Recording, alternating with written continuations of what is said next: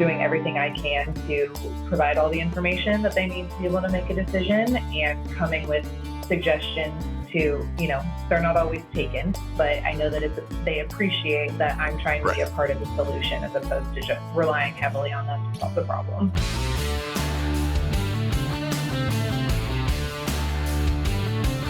Welcome to the Fine Homebuilding ProTalk Podcast, our regular discussion with building industry professionals.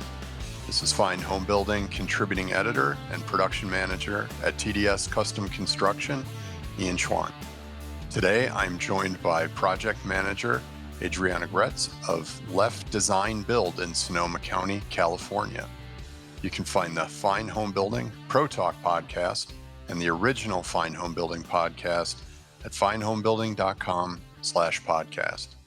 You can leave feedback and ask questions there too. Adrianna, thanks for joining me today. Thanks so much for having me. I'm real excited.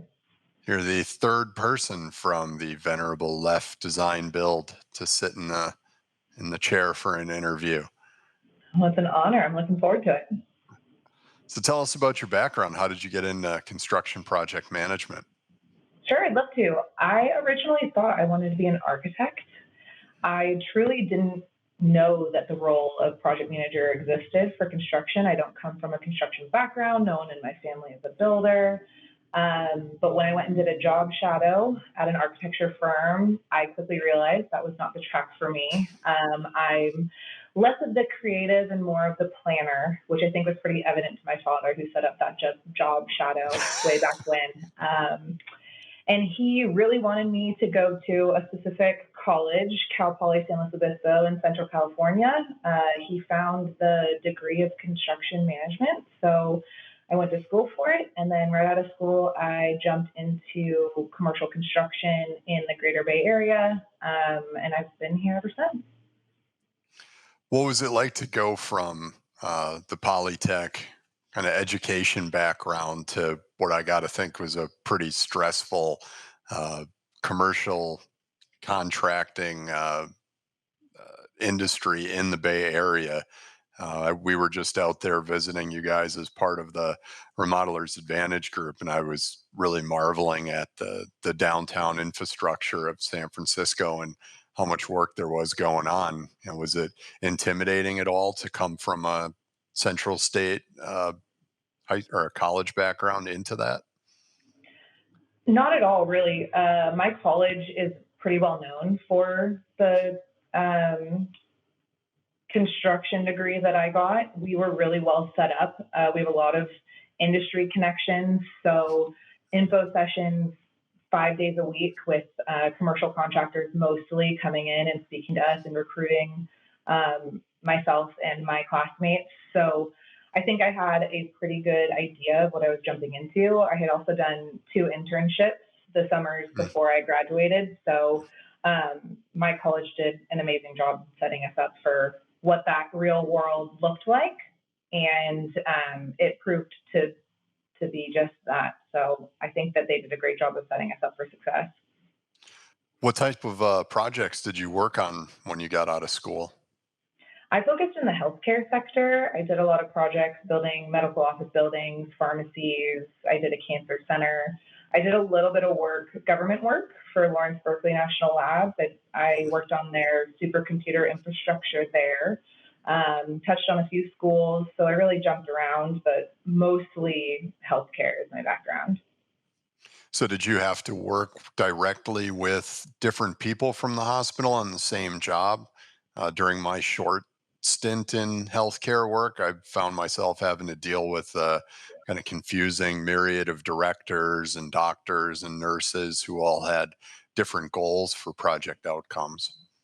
Yeah, absolutely. I had a lot of interaction with the people who were actually using the facilities. There was always a primary point of contact, project manager in the healthcare world, who was my direct report. I spoke to pretty much on a daily basis, but we definitely had some interaction with the people who were using the facility, which honestly is the reason why I loved healthcare so much, because those people had such a passion for what they did, and they were typically extremely excited to be getting new facilities, and they were very grateful for the work that we did, which is honestly the reason why I then segued into residential construction, because I loved building for people who were going to be using it and who really felt the work that I was doing was important to them and the work that they did. So what brought about the move to the residential sector? I'd like to say it was just because that was the next step for me. But to be quite honest, I had a child and commercial construction required a lot of traveling. So all of my projects were at least an hour away from home, and that was just extremely unrealistic with a small child. I started looking in my home area of Sonoma County and ended up finding LEFF Design Build. I thought that the design build industry was extremely fascinating. What really drew me to LEFF was their focus on the client experience. I think that is, construction's challenging already, right? Like, let's make this as easy as possible for our clients whose homes that we're chomping through every single day. So I then had my second child, and it's just proven to be a lot more manageable to be closer to home. And I love the clients that we work with. So how does it compare to being in the commercial sector, especially coming from where you worked in healthcare and you did have more engaged clientele in that than, say, some of the government work? I assume your commercial work was mostly architect driven, whereas now you're working directly with in-house design on your projects. Yeah, a lot of architect driven, a lot of, they've had these projects in the works for a really long time and they have finances carved out for very specific upgrades or additions to their infrastructure. I think working with clients is different in that it's a lot more emotional, right? I think that in the healthcare world, it's a lot more technical. I found myself sitting behind a desk a lot more, which I really love and enjoy being in the field and actually seeing the work go up. And I'm able to do that a lot more from my current seat. So I had kind of turned into a glorified accountant, which I didn't enjoy as much. I actually like being out with my team and actually helping make it happen.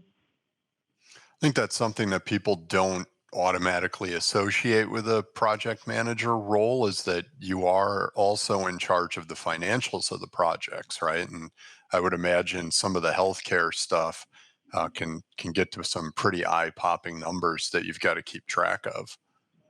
Yeah, absolutely. And just especially working in like the government field, every penny is tracked. So it was essentially just accounting and keeping track of numbers more so than focusing on the build, which was a bummer because that's the reason why I thought the degree of construction management is to actually see the tangible product and be a part of putting it together and not just sitting behind a desk, doing the numbers side. I think when I went and did that architecture job shadow, a lot of their job is working behind a desk, and that just wasn't appealing to me. I like being outside and watching it be built. So that's something you get to do routinely with your current role, is being out in the field and being part of the team that's actually doing the work? Yeah, absolutely. And it's, highly encouraged out here to be sure that we're out on the job site, that we're doing quality control, that we're working with our trade partners and with our superintendents side by side to answer any questions, to make quick decisions, to get any information that they need from our internal design team, just making sure they have everything they need to keep going. How did that project accounting background from the commercial work help you acclimate quicker, I would assume quicker, into a residential role? Absolutely. I think that the money side, the dollar side is definitely my strength, just because I was required to fill that role in my previous life in the commercial world. I think that I learn so much being outside in the field every day. That helps me from, an estimating standpoint, because I didn't do a lot of estimating previously, and commercial construction is different than residential construction. I had never done wood framing until I came to work for LEFF, and so that's been a learning process for sure. And I never really did any manpower tracking. I had subcontractors doing the majority of it. We were pretty much a white glove contractor hiring out all of our work. So it's fun now being able to be a part of, window installation and, foundation work and all of that. I'm definitely learning a lot still. How much does the other members of your team, like the people in the field who work for LEFF, inform what you do as a project manager? All the time. I mean, I'm on the phone with my field guys every day, constantly. There are few decisions I make without consulting them first, because they're the ones that ultimately have to be able to put it into action. So anytime I'm putting together a new estimate, whether it be for a new project or a change order, I'm coming in with my assumptions, but then running it by them just to be like, hey, you're the one who has to work in this condition. Does this sound reasonable? I don't want to make commitments for you that you can't stick to, that I'm going to be asking you about later, right? So, I mean, I rely heavily on those guys. So what types of residential projects are you and your team working on at LEFF? Right now, I have a couple whole home remodels gutted all the way to the studs. I have a new 1,200 square foot ADU, so essentially a new home build. Mm-hmm. We're actually doing a tasting room, which is pretty fun and exciting, getting back into my commercial roots a little bit, but, it's a lot more fun than building a hospital, I have to say. We have, various projects building decks. We have additions. We're kind of running the gamut right now. We have about 10 projects in construction, which is a lot for us. How do those whole house remodels for what I'm assuming are pretty large homes compare to some of the smaller scale commercial work that you've done? They're still very small compared to the work that I did previously. Yeah, the majority of the work that I did would be, I guess I would do some small pharmacy work. I'd say that was probably like the closest I would come to one of our larger home guts. But, there's the security required for a pharmacy is just a lot different than installing a whole home. But I am doing, some radiant floor work, which I've never done before, which is pretty exciting. I'm learning a lot about that, and it's still fun. It's still interesting. It's still challenging. It's just in a different way. So now that you've worked in the residential side of the business, what are some things that you wish that residential tradespeople knew about commercial construction and the differences between the projects and even client and work wise? I'd say the coordination on, especially working in and functioning healthcare facility, what's required with planning, advanced notification. Our projects are so fast paced working in residential, whereas working in the healthcare world, it was very slow, methodical, a lot of box checking. I think I've had to learn how to pivot quickly and run with half-baked ideas as opposed to let's put this all into a plan. Let's get it checked by 4 people before we can then proceed with the work. And then even then we're having daily check-ins about what our next steps are, right? I think having to jump into a world of make a decision and move is, it's been a learning curve, but it's fun. It keeps it exciting. It's very fast paced and I'm enjoying it. How closely do you have to work with the design team at LEFF when you're making some of those pivot decisions? Very closely. I give them, time frames to be able to make a decision by, and if they don't, then I do what I want to do and keep running. But I'm in contact with my design team, again, daily, just like the guys in the field. It's constant communication with, especially my design department head in all the projects that we're working on together. It's very give and take. She is amazing at making quick decisions as well and giving me the answers the team needs to move forward. It's a really fun working relationship. I've found that most commercial projects, with the way the architecture or the architects work for those jobs, is a lot of the selections are pretty much done and right in front of you. What's it like in residential, where you probably have some discovery of what selections are as you move along with the project? How do you stay on top of that? Definitely. That's a lot different in this world than in the commercial construction world. We have weekly touch bases with our design team. We call them same page meetings. And at that time, when we check in, we're like, hey, we're coming down the line. We have X amount of weeks until we have to install tile. Like, can you confirm your lead times? Can you make sure you're selecting items that fit within these time frames? Here's your parameters.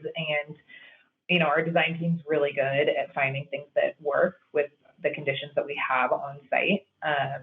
And there's some give and take associated with that too, right? I mean, sometimes it's just not possible to select within the parameters that we have. And so we'll have to pivot and make adjustments, and we all work together on minimizing the impact. How much say or advice do you have to give when you're getting to some of those tight selections where you have to have something figured out quickly? Or are you just the one who's like, I need it by this day, I don't care what it is? Or are you presenting ideas and workarounds to help design pivot in the same way that you do? I absolutely always come to my design team with suggestions on how I think to best solve the challenges that we find in the field. I think relying on them solely to be the decision maker and the problem solver is completely unfair, and it just ends up taking that much longer, right? So I make sure that I'm doing everything I can to provide all the information that they need to be able to make a decision, and coming with suggestions to, they're not always taken, but I know that they appreciate that I'm trying to be a part of the solution as opposed to just relying heavily on them to solve the problem. Is that a different dynamic being part of a design build group rather than being on a commercial job where you might have layers of architects and engineers that have all done a lot of design work on a project, to where maybe a project manager's input at something like that isn't always welcome? To be honest, no. I find that if you come with a proposed solution, honestly, most times they go with the recommendation of the installers, because I always consult my trade partners on what the best solution is in that moment. So they'll come back with feedback saying, look, I don't quite like how this is going, or you didn't think about this, let's go down this route and explore it. But I think, again, it creates such a nice working environment, even when you're in a design bid build situation, to come with a solution to, I think, our designers are just as impacted as we are time-wise. And so in order to help them make a quick decision, come with all the information and try to help them solve the problem. Is it the same type of selections that get left to be made later in both the commercial and residential world, or do they each have their own like little basket of things that get kicked off to the end? In the commercial, especially the healthcare world, there's not really any selections that are just left. Everything's pre-selected. The questions that we come to the design team with, whether it be the engineers or the architects, are typically like install challenges that we have. This isn't going to work in this situation, or something was missed in the design that's not going to allow us to operate correctly. Here's what we think we should do to alleviate that. It's a little different in the design build world when we have actual, tile selections. We have a budget, but we don't have what tile we're going to be using in this installation. That's definitely different than the world I came from. What have you picked up in your time as a residential project manager that you wish you would have picked up sooner in your career back in the commercial work days?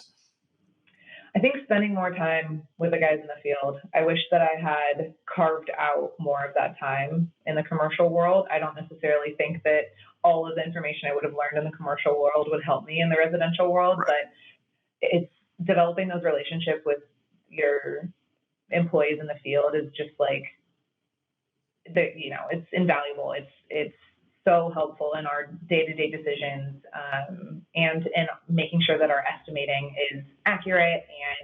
And they're just a wealth of knowledge that I don't have, because I don't have a background of an installer.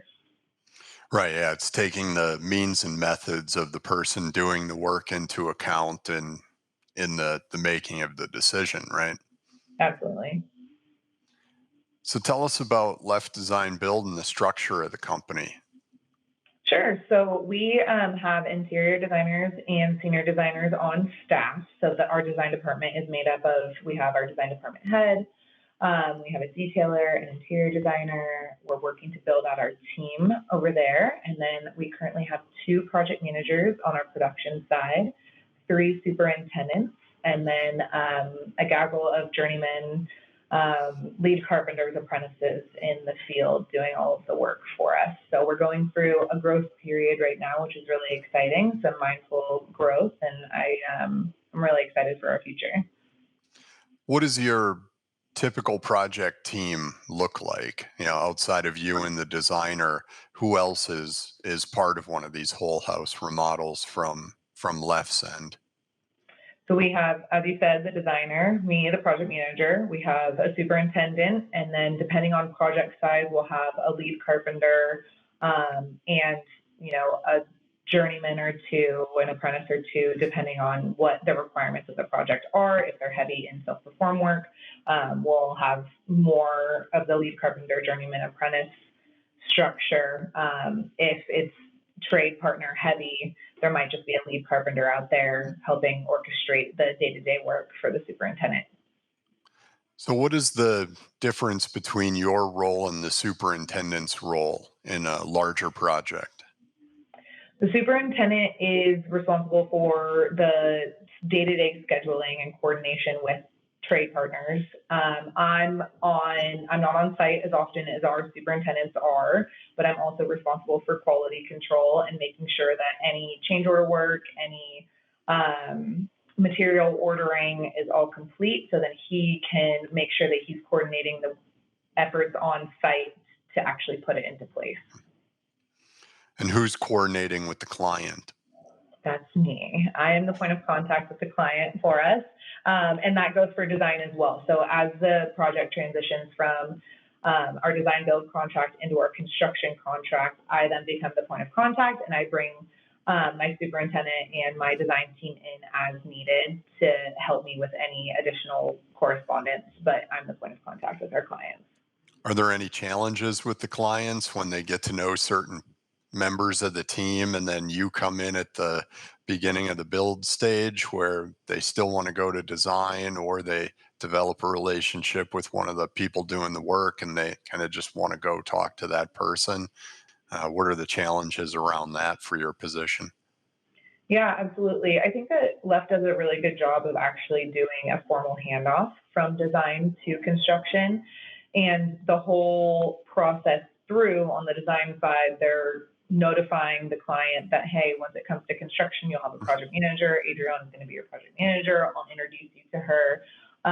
Once we start mobilizing into the field, we then do a formal handoff. Design introduces myself or the other project manager and our superintendent. We pass contact information, and our design team does such an amazing job of becoming trusted advisors that I think the client trusts that they won't be handed off to somebody who can't fill his shoes. And we all have made sure that we have similar ways of conducting meetings and corresponding, so the transition is less and isn't felt as much by the client. Are those handoff meetings and that continuity of structure something that has always been around at LEFF, or is that something that has come out more of the employee ownership model that you guys have? No, that's something that has always been a part of our process since we started as a design build company. I've found that those handoff meetings are really important, and oftentimes they get totally overlooked or rushed or just forgotten about entirely. Uh, and LEFF is currently an ESOP. Can you talk a little bit about what the ESOP model is and why that's become part of LEFF Design Build? Absolutely. So about 2 years ago, Dave LEFF, our founder, sold the company to the employees. So we are officially 100% employee owned, which is a really amazing and exciting opportunity. I think it creates a culture of everybody understanding that the work that they do has a direct impact on our return, which going from a company that's founder led to a company that's employee led, it's just a total mindset transition. And honestly, it creates just a level of ownership that I haven't seen before. I didn't come from a background of employee ownership, and I didn't know much about employee-owned companies until I came to work for LEFF, but it's an awesome model that really puts the reins of the company into the hands of the employees. How do you find your interactions with your staff that you have on a project team differs because of that model? I think it's just we constantly remind each other that, look, like, you're not answering to Dave anymore, right? Like, you're answering to your coworkers and to yourself, and you're creating and building wealth for yourself and for the rest of the team. And so reminding them that, look, like, we're all in this together. This is all for us. Let's make sure it's right, and yeah, do it together. So, what does your ideal project look like? Something that when you hear things in design about a project coming up that makes you want to be the project manager of that and be involved. Anything associated with wine. So, and give me a wine room, give me a tasting room. That's the fun stuff for me. I think that the high end finishes are really exciting. The infrastructure required to make sure the temperatures are correct for the wine storage. I think it has, the technical and the beauty sides to it.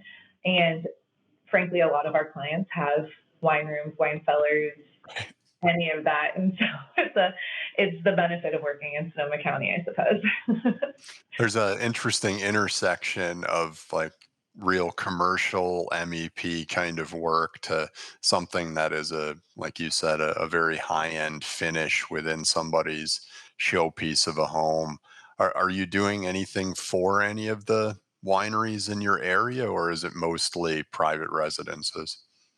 Yeah, we have a tasting room right now. It's their second tasting room that we're working on, which is really fun and exciting. They're gonna have like a small spot toward the coast that it's a very speakeasy, fun vibe, moody but upscale, and not a lot of wine storage at this location, but definitely serving wine. And it sits within our residential expertise because they have their wine lounge and their dining room and a small kitchen, but it's got those elevated elements of high-end tile and carpet and finishes. So it's been a really fun little project.